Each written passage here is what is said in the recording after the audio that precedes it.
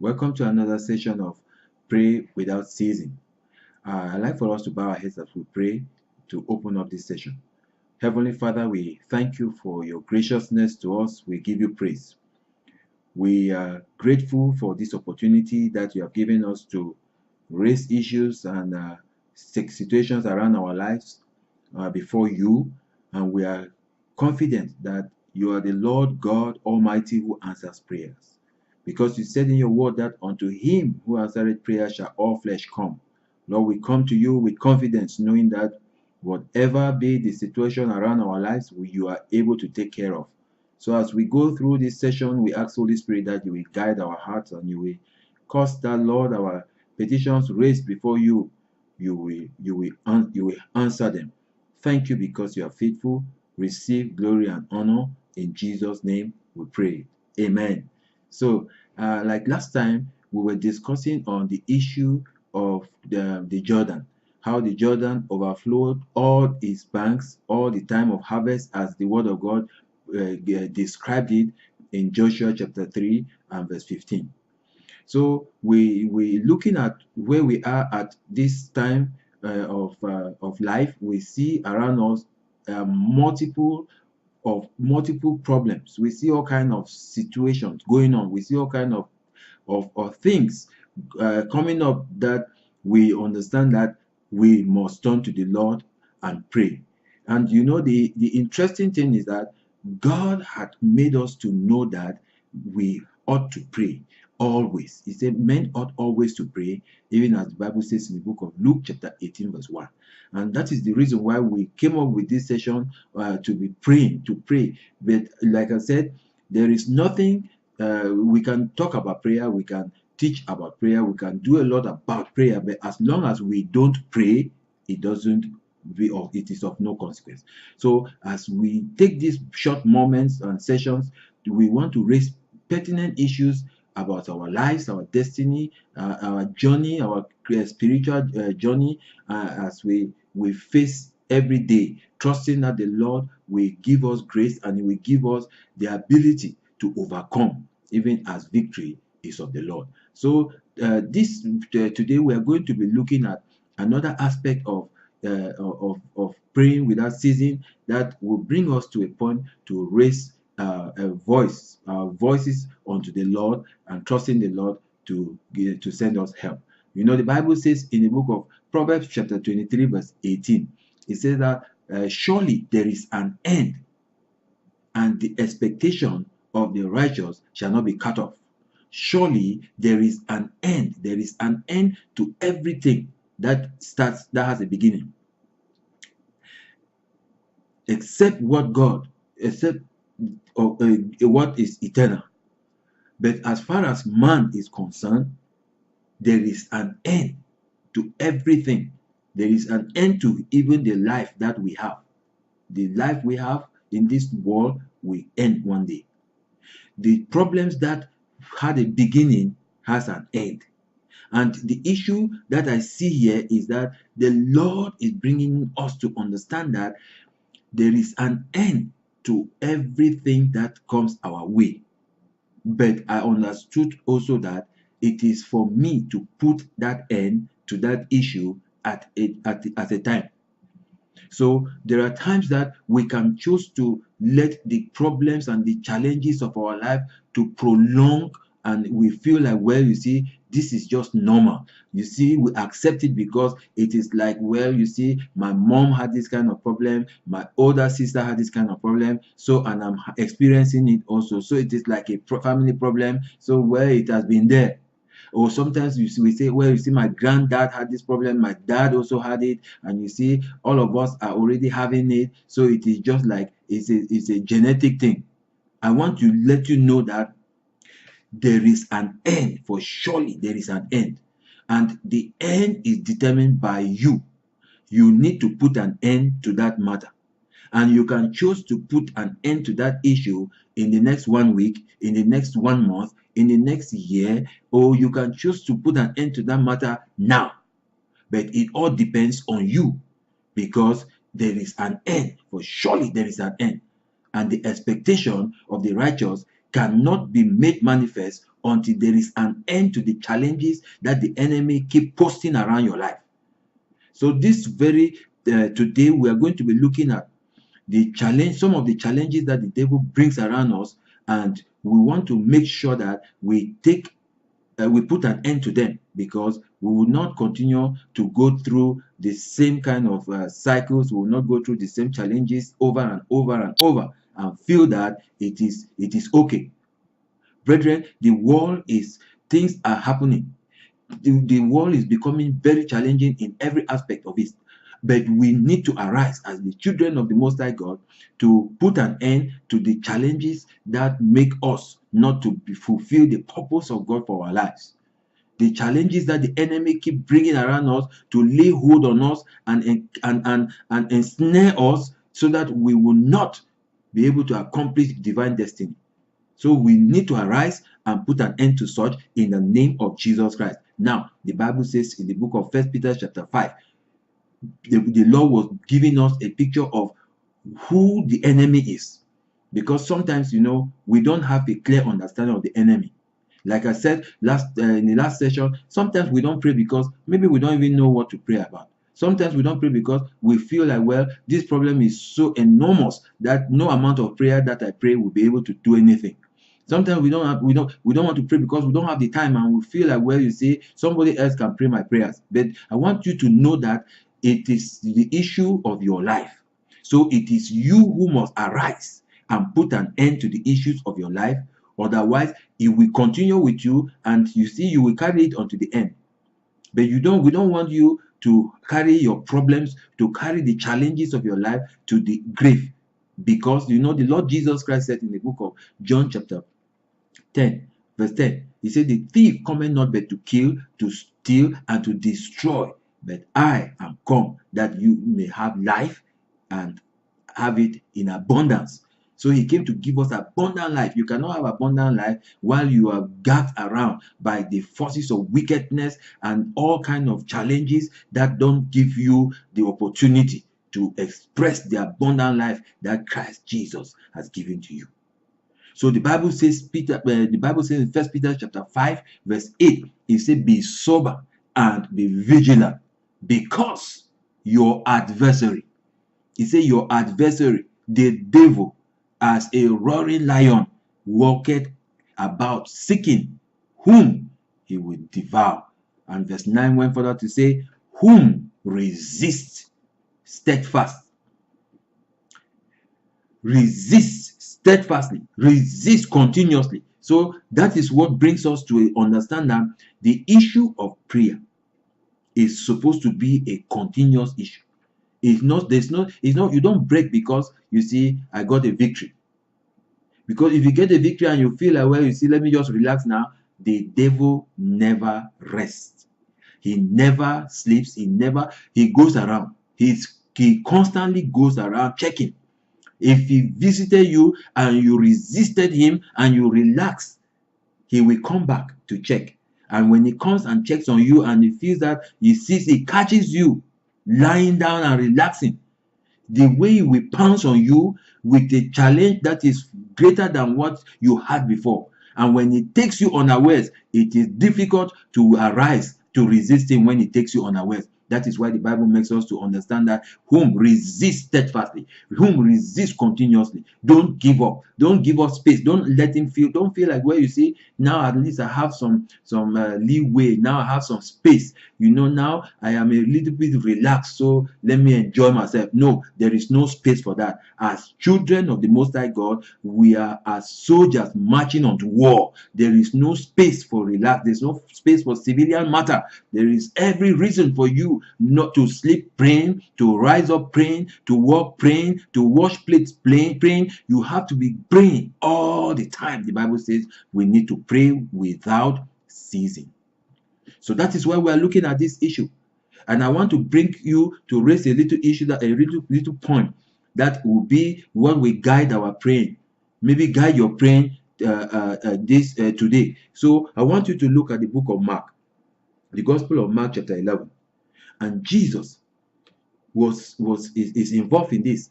And I want to just pick up some few issues that I will raise and then we will bring it to the Lord in prayer. And I pray that you will pray. My prayer is that you will see reason to pray.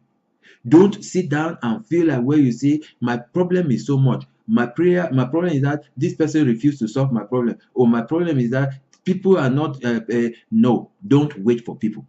God, you have a direct link, connection with God. By faith, we are connected with the Father, the Lord God Almighty, whose arm is so mighty, whose arm is so powerful. He's waiting for us to raise our petition before Him so that He will manifest His power to bring correction, to bring solution, to solve that matter that has kept you sitting for so long. That to solve that issue that has made you kept you down for so long. So, but the Bible says in the book of Mark chapter 11, and it said, and when they came nigh to Jerusalem unto Bethphage and Bethany at the Mount of Olives, he sent forth 2 of his disciples and said unto them, Go your way into the village over against you, and as soon as ye be entered into it, ye shall find a colt tied, whereon never man sat. Loose him and bring him. And if any man say unto you, Why do ye this? Say ye that the Lord had need of him, and straightway he will send him thither. And they went their way and found the colt tied by the doorway without, in a place where 2 ways met. And they loosed him. And certain of them that stood there said unto them, What do ye, loosing the cord? And they said unto them, even as Jesus had commanded. And they let him go. May the Lord bless this portion of the scriptures in the name of Jesus Christ. So now we see Jesus was going to Jerusalem. And he got to a point. He said, he sent 2 of his disciples. He said, Go into the village ahead of you. Immediately you enter, you will find a colt tied, and no man has ridden on that colt. Loose him and bring him. If any man asks you, Why do ye this? Why do you want to release this colt? Tell them that the Lord has need of him. And those men, they went, immediately they entered, they saw everything as the master had told them. They found the colt, they loosed him, and there were people who were there to challenge their activity. And they told them that, you see, the master has need of him. And that is how they let him go. Brethren, what are we seeing here? What I'm trying to see here is that this colt, the Bible says that loose him. Loose him. So I want to think that this colt could be you. Tight. You know, and the issue here was like, this colt was not just gapped, it was tied, and it was tied with a rope. So there was a space, there was an allowance that colt could still go about around where it was tied. It could eat, it could still be eating a little bit of what was available, and it could eat to a point where it could become satisfied with the rope on its neck. It could become satisfied with what it was eating. Interestingly, the scripture, the Bible did not give us how long that cord was tied, because we don't know how long your situation has been. It is not like you are completely stagnant. It's not like you have been completely grounded. No, there is a tether. There is a rope that lets you move around. You can move around. Sometimes you can even be excited and feel like, oh, it is well with my soul. You can even say, praise the Lord. But there's a limit you can go. There is a limit you cannot exceed, because the rope keeps you at a particular point.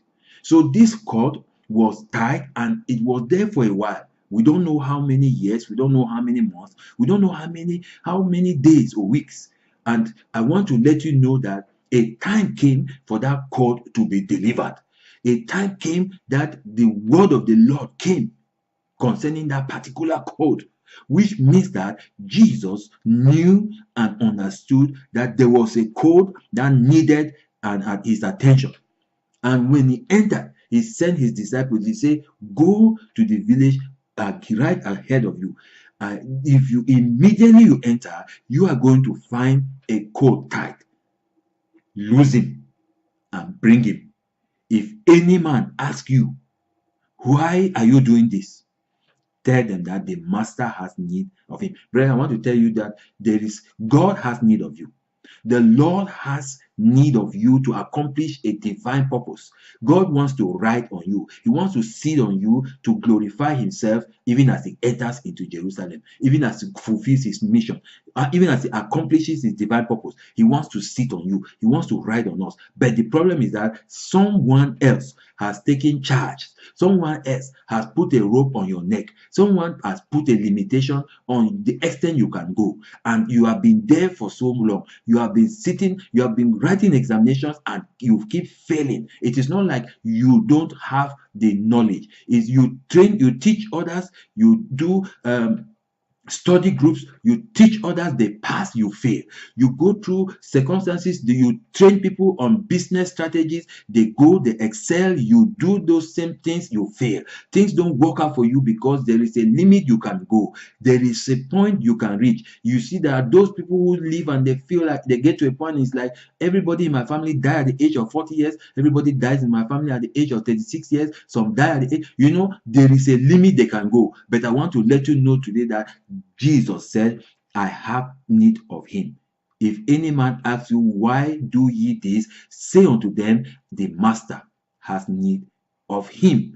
So it is not actually us who are doing what we are doing. We are doing what we are doing. We are messengers. We are messengers coming to relay a message to you that this court, his time is over. The time we are putting an end to this activity. We are putting an end to this limitation that has been put in the life of this court for the number of years that it has been here. So, brethren, we want to look at this issue because it is serious. When I read further, I discovered verse 4 says, the Bible says that when they went their way and they found the colt tied by the door in a place where two ways met, and they lose him. Where did they find this colt? They found this colt at an open door. They met this colt tied at a doorway. So there was an open door right ahead of this colt. And you know what is the problem here is that sometimes maybe this colt was busy praying for open doors.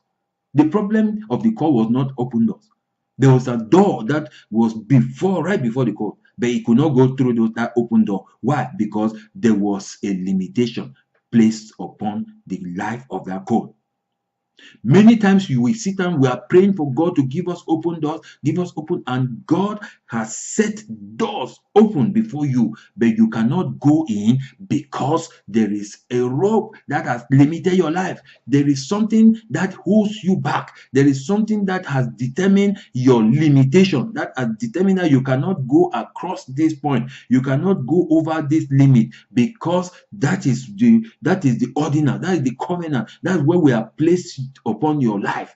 But I want to let you know that as we open our mouths to raise a petition unto the Lord, putting an end to whatever the enemy has done, we will see a release that will come, and you will see you entering into the open doors that have been before you for over many years. You are praying for opportunities. There are opportunities, but the problem is that you cannot go in because there is a limitation that has been put upon your life. And I want to let you know that whoever is responsible for that, the Lord have need of you, and that person can no longer keep you. So we read further and we discover that the Bible says in verse 5, and certain of them that stood there said unto them, what do ye, losing the colt? Yes, there are always custodians of the wickedness of the wicked. There are custodians who are there to monitor that you don't go far. They're there to monitor that you don't exceed that limit that has been placed for your life, that you don't exceed that point that has been determined for your life to accomplish. There are men, there are custodians, there are people who are there. Their mission is to observe, to monitoring devices, monitoring spirit. There are monitors who are just there to make sure that what has been placed upon your life is actually operational. And that is why these men, when they were losing the court, there were those custodians who were there to make sure that this court remains where it is. They were challenging. They say, why do ye this? What are you doing?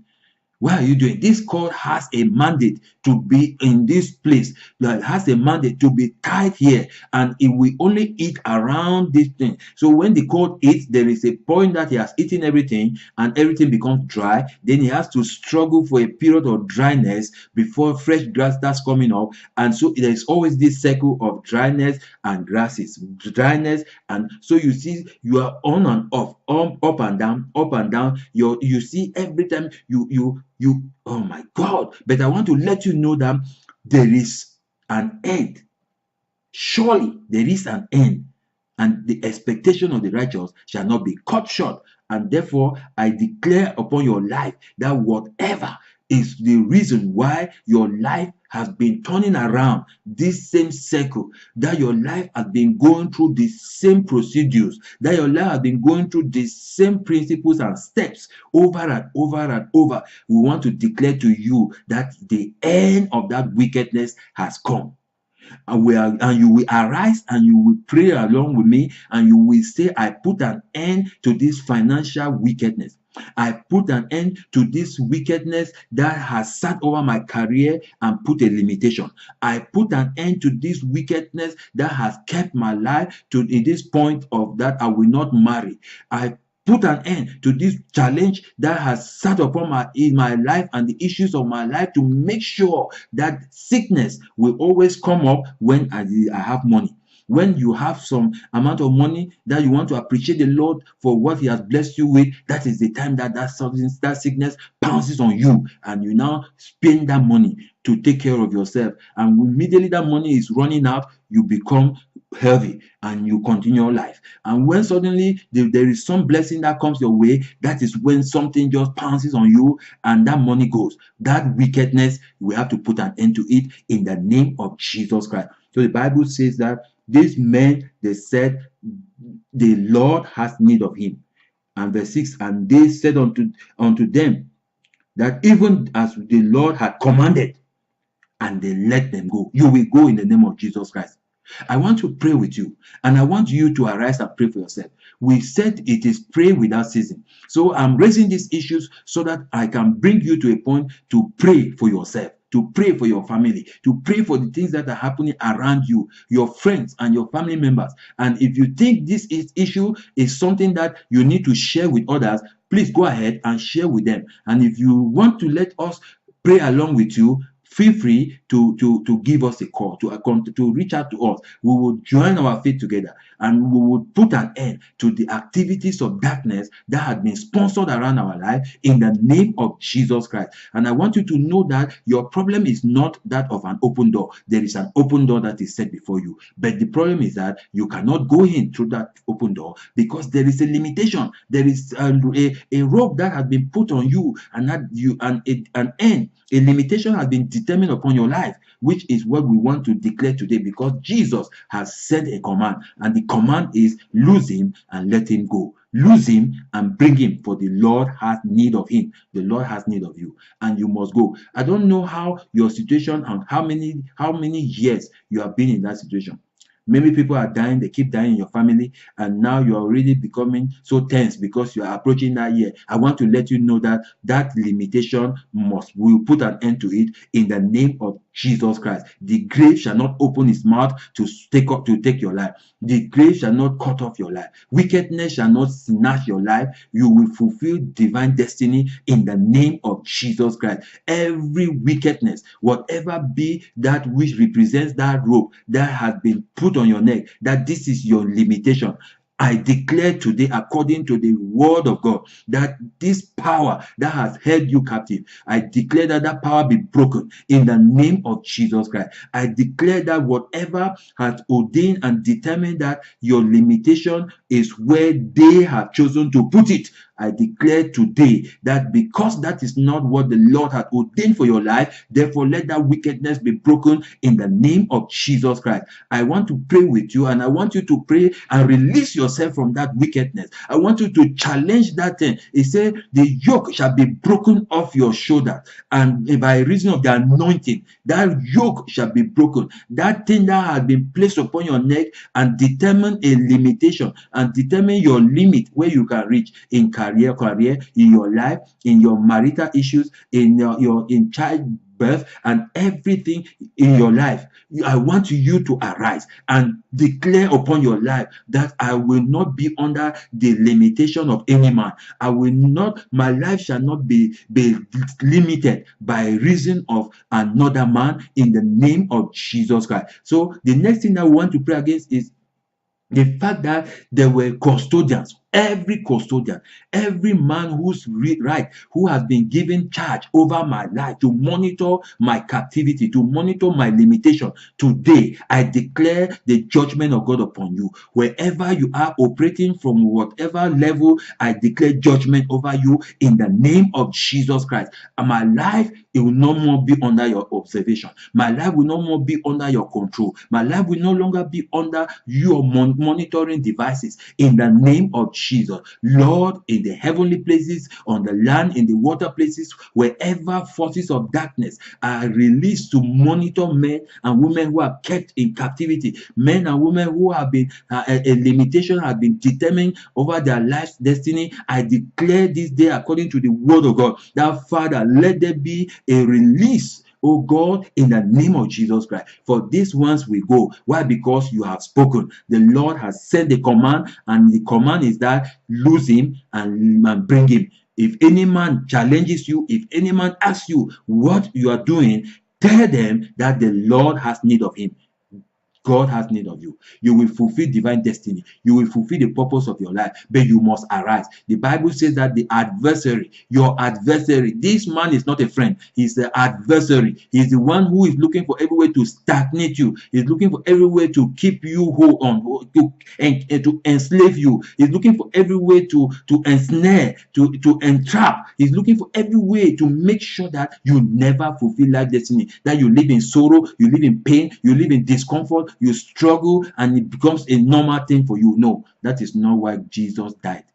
Jesus did not die for you to be struggling under the authority of a wicked man, the wickedness of the wicked. No, Jesus did not die for you to be under bondage of any sort. He did not die for you to be taken captive and be determined your limitation, because you are supposed to go forth to fulfill divine destiny. I pray with you and I declare upon your life that whatever the enemy has posted, whatever the enemy has brought around you to cut off your life, to bring your life to an end, to bring you a limitation, to determine how far you can go, to determine how much you can acquire, to determine how much you can become, I declare this very day, because the Lord has not handed over your life to the devil. The Lord has not handed your life over to any witch or wizard or any force, any occultic man. The Lord has not handed your life over for others to monitor you. But I want you to understand one thing, that as long as you are not born again, you will still be under the captivity of the wicked. As long as you have not committed your life to Jesus, you cannot go anywhere, because whatever we are talking about, those wickedness, the wickedness of the wicked, they still have a legal right over those who are not born again. So, but if you give your life to the Lord Jesus Christ and you acknowledge that you are a sinner and accept him to come upon your life, to come into your life, live in you, pardon you of your sin and cleanse you from all unrighteousness, you will become a child of God, and he will deliver you and he will bring you forth to accomplish divine destiny in the name of Jesus Christ. I want to release that, to let you go. Even as you go, I want you to continue to pray. You must pray without ceasing. Let this issue begin to bring let it stir up your heart. You cannot be under the limitation placed by somebody upon your life. You cannot live to accomplish somebody else's mandate. That is not why Jesus died. He died that you should be free. Whoever the Son of Man shall set free is free indeed. May the Lord deliver us and release us to fulfill destiny in the name of Jesus Christ. God bless you as we continue in our next session in Jesus' name. Amen.